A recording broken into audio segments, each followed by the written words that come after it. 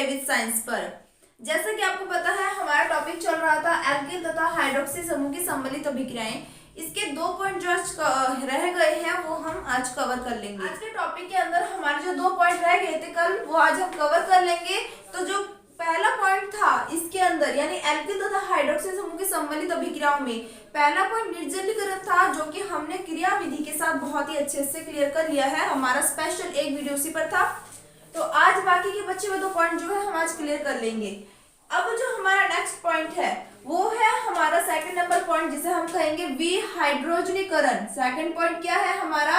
विहाइड्रोजनीकरण। देखो विहाइड्रोजनीकरण, मैंने इससे पहले भी आपको कई बार विहाइड्रोजनीकरण वाला टॉपिक पढ़ाया हुआ है, लेकिन अल्कोहल का विहाइड्रोजनीकरण अब पढ़ेंगे हम, ठीक है। विहाइड्रोजनीकरण का मतलब क्या होता है कि जब आप कोई भी कंपाउंड ले रहे हो, फिलहाल हम अल्कोहल की रासायनिक अभिक्रियाएं पढ़ रहे हैं, तो अल्कोहल लेंगे और जब अल्कोहल से हम हाइड्रोजन को बाहर निकाल देंगे तो उसे हम विहाइड्रोजनीकरण कहेंगे। क्लियर होती है बात? तो देखो विहाइड्रोजनीकरण नाम से पता चल रहा है, यानी वी मतलब अलग होना, हाइड्रोजनीकरण यानी हाइड्रोजन का। विहाइड्रोजनीकरण इट मींस हाइड्रोजन को हम अल्कोहल से अलग करेंगे। तो रिएक्शन देखना, यहाँ पर हम तीनों प्रकार के अल्कोहल लेंगे। कहने का मतलब है 1 डिग्री अल्कोहल भी लेंगे, 2 डिग्री अल्कोहल भी लेंगे और 3 डिग्री अल्कोहल भी लेंगे। देखेंगे अगर हम अल्कोहलों का विहाइड्रोजनीकरण करते हैं तो क्या क्या प्रोडक्ट बनता है। तो सबसे पहले हम लेंगे 1 डिग्री अल्कोहल, ठीक है। तो पहला टॉपिक हमारा रहेगा 1 डिग्री अल्कोहल का विहाइड्रोजनीकरण। पहला क्या रहेगा इसके अंदर? 1 डिग्री अल्कोहल का विहाइड्रोजनीकरण हमें करना है। तो 1 डिग्री यानी जब हमारा कार्बन जिसके साथ हमने क्या जुड़ा हुआ है, OH जुड़ा हुआ है, अगर वो हमारा एक एल्किल ग्रुप से जुड़ा हो तो उसे हम 1 डिग्री अल्कोहल बोलेंगे। यहाँ पर CH2 आएगा, जिसमें मैंने एक हाइड्रोजन को इसके साथ जोड़ दिया और एक हाइड्रोजन को मैंने यहाँ लिख दिया। अब देखो विहाइड्रोजनीकरण का जो प्रोसेस होता है, जब हम विहाइड्रोजनीकरण करवाते हैं तो हमें टेम्परेचर कितना देना पड़ता है आपको ध्यान में रखना है। 573 केल्विन हमें टेम्परेचर लेना है और साथ ही साथ ये अभिक्रिया कॉपर की उपस्थिति में करवाई जाती है, ठीक है। तो देखो सबसे पहले मैंने क्या किया, मैंने 1 डिग्री अल्कोहल लिया और 1 डिग्री अल्कोहल लेने के बाद मैंने 573 केल्विन इसको गर्म किया और कॉपर की उपस्थिति में मैंने जब ये अभिक्रिया करवाई तो यहाँ पर क्या होगा, जो आपका हाइड्रोजन, एक हाइड्रोजन तो यहाँ से जाएगा और एक हाइड्रोजन यहाँ से जाएगा। कहने का मतलब है कि आपके H2 बाहर निकल जाएंगे। जैसे ही आपके H2 बाहर निकल जाएंगे इट मींस विहाइड्रोजनीकरण हो रहा है। आपके पास कंपाउंड क्या बच जाएगा? आपके पास कंपाउंड यहाँ बच जाएगा RCHO। क्लियर बात? यहाँ पे हमने लिया था अल्कोहल। कौन सा अल्कोहल? 1 degree alcohol. जब हमने 1 डिग्री अल्कोहल की अभिक्रिया करवाई कॉपर की उपस्थिति में 573 केल्विन ताप पर, तो हमें क्या प्राप्त होता है? एल्डिहाइड। क्या प्राप्त होता है? एल्डिहाइड। ये चीज मोस्ट इंपॉर्टेंट है, आपको ध्यान में रखना है कि 1 डिग्री अल्कोहल का अगर हम विहाइड्रोजनीकरण करवाएंगे तो क्या बनेगा, तो आपको ध्यान रखना है एल्डिहाइड। सेम प्रोसेस हम लेते हैं, हम अब हम यहाँ पे अल्कोहल के रूप में लेंगे 2 डिग्री अल्कोहल, ठीक है। 2 डिग्री अल्कोहल, अगर हम 2 डिग्री अल्कोहल की बात करते हैं तो 2 डिग्री अल्कोहल किसे कहते हैं? जब हमारा कार्बन जो है जिसके साथ OH जुड़ा हुआ है, अगर वो 2 एल्किल ग्रुप से जुड़ा हुआ हो तो उसे अपने क्या बोलेंगे? 2 डिग्री अल्कोहल, ठीक है। अब ये आपका 2 डिग्री अल्कोहल है। सेम प्रोसेस रहेगा, कॉपर की उपस्थिति में करवाना है, 573 केल्विन टेम्परेचर पे करवाना है। जैसे आप यहाँ पे रिएक्शन करवाते हो तो क्या होता है कि विहाइड्रोजनीकरण यानी यहाँ से भी हाइड्रोजन गैस बाहर निकल जाता है। एक हाइड्रोजन जाएगा आपका यहाँ से, एक हाइड्रोजन जाएगा आपका यहाँ से। कहने का मतलब है आपका H2 बाहर निकल जाएगा। तो आपके पास प्रोडक्ट क्या बनेगा? आपका प्रोडक्ट जो है वो कुछ इस तरीके से आपको दिखाई देगा।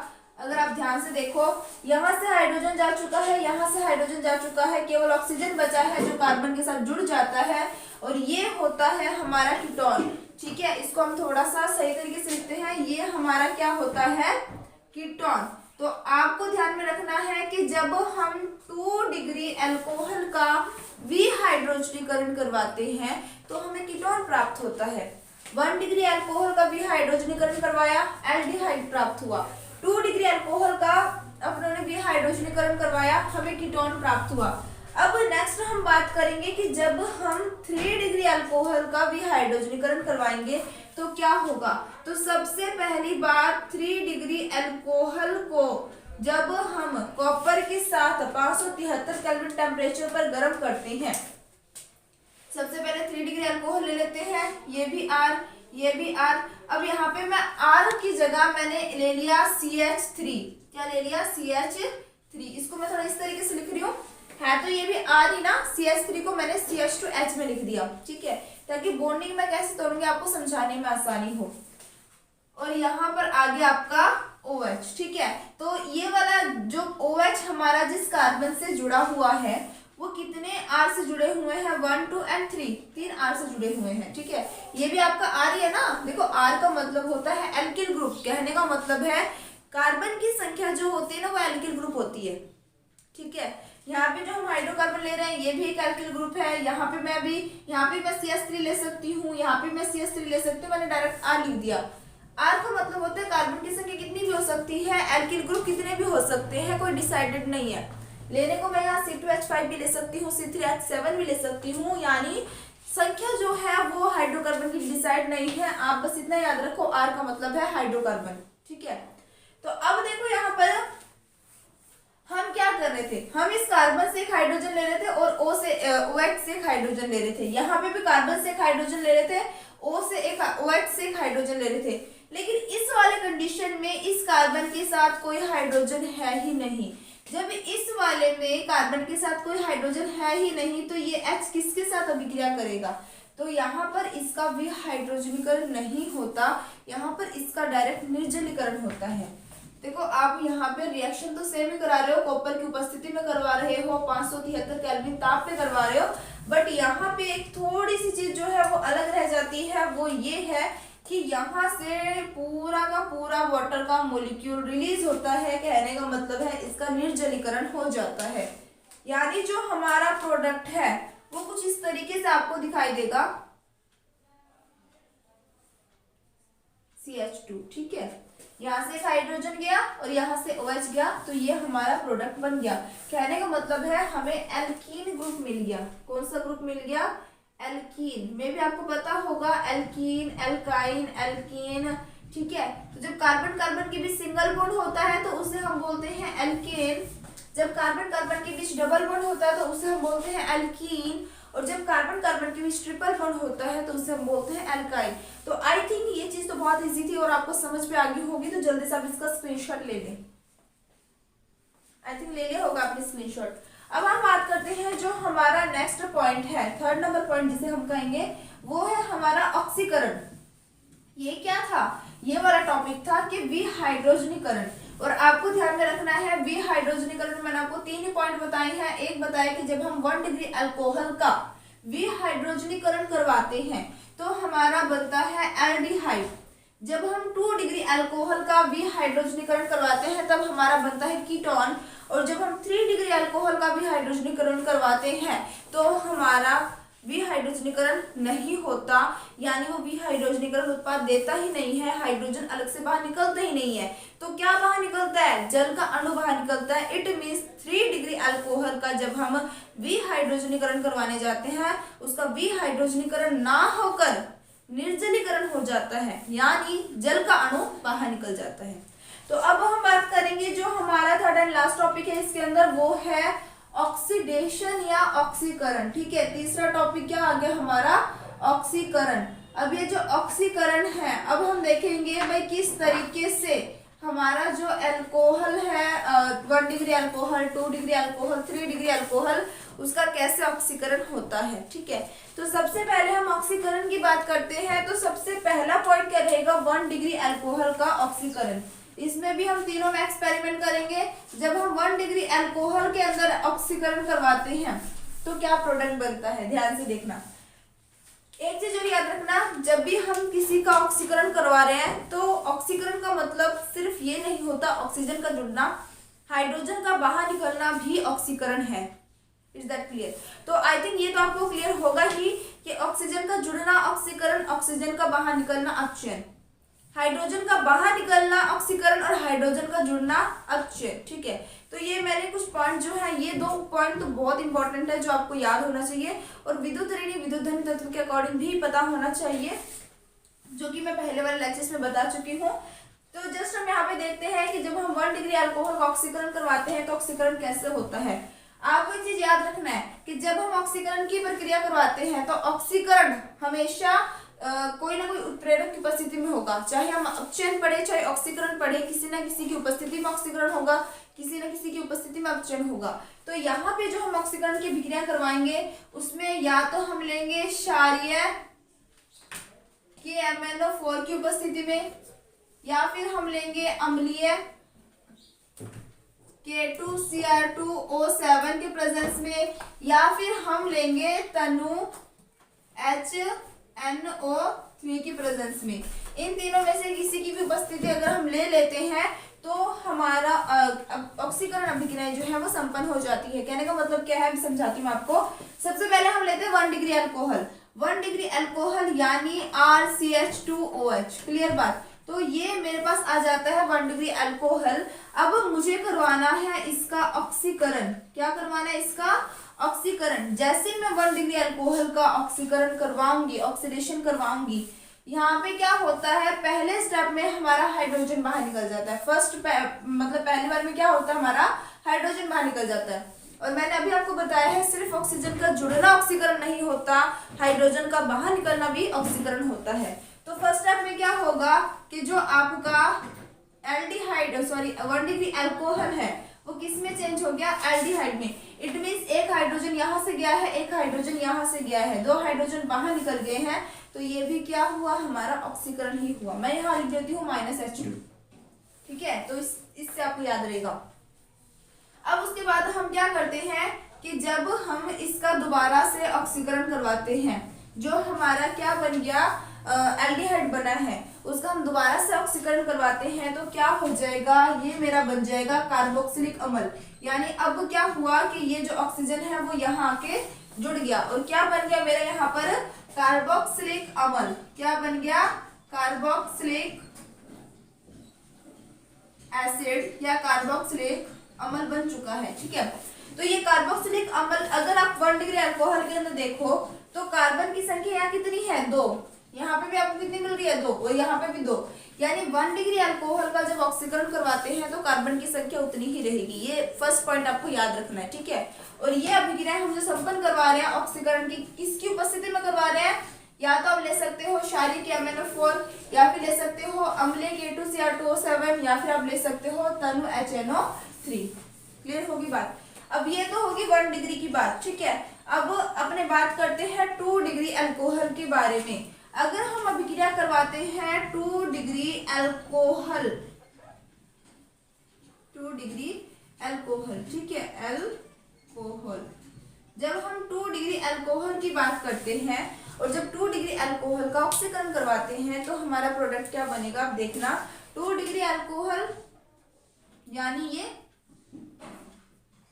अब जब हम इसका ऑक्सीकरण करवाते हैं, जैसे ऑक्सीकरण करवाएंगे तो फर्स्ट टाइम में क्या होगा, यहाँ से हाइड्रोजन बाहर जाएगा, यहाँ से हाइड्रोजन बाहर जाएगा, यानी -H2, और हाइड्रोजन जैसे ही आपके दोनों हाइड्रोजन बाहर निकल जाएंगे तो 2 डिग्री अल्कोहल किस में चेंज होता है, अभी पीछे पढ़ के आए थे, कीटोन में चेंज हो जाता है। किस में चेंज होता है, कीटोन में। यहाँ पर भी R, यहाँ पर भी R, ये डबल बॉन्ड के साथ ऑक्सीजन, क्योंकि यहाँ पे क्या हुआ, आपके दोनों हाइड्रोजन बाहर निकल चुके हैं, सिर्फ ऑक्सीजन बच गया, तो ये आपका कीटोन बन गया।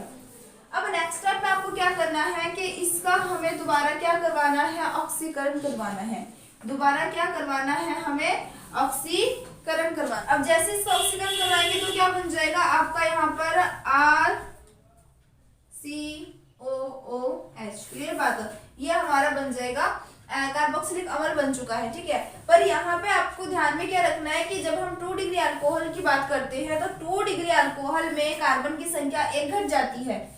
एल्डिहाइड में कोई परिवर्तन नहीं होता, लेकिन 2 डिग्री अल्कोहल में कार्बन की संख्या घट जाती है, बाकी जो बच गए वो बाहर निकल जाएंगे। तो यहाँ पे देख लो कार्बन की संख्या कितनी है, 1 2 3, यहाँ पे भी 1 2 3, लेकिन लास्ट में जाके आपको कार्बन की संख्या 2 मिल रही है, यानी इस इसमें हमें एक कम कार्बन का प्रोडक्ट मिलता है। ठीक है, अब जो हम बात करेंगे वो है हमारा 3 डिग्री अल्कोहल।